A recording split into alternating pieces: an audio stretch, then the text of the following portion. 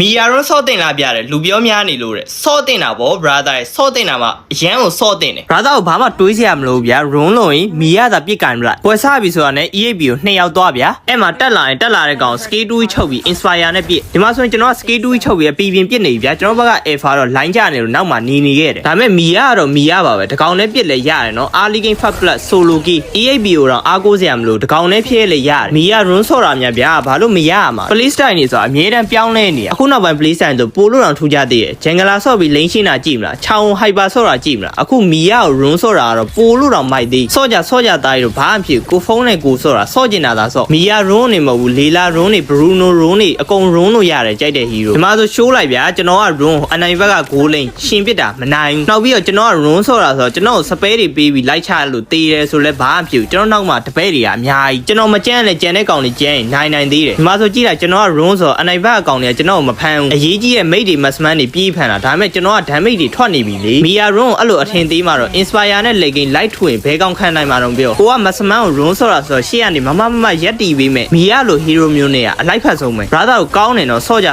run လို့ရင်မီယာသာပြစ်ကန်ဒီမှာဆို show MVP တဲ့ကျွန်တော်တို့လက်ထဲမှာပဲဆော့ပြအောင်ဆော့ကြနော် brother တို့နောက်ဗီဒီယိုကြမှာပြန်တွေ့ကြမယ်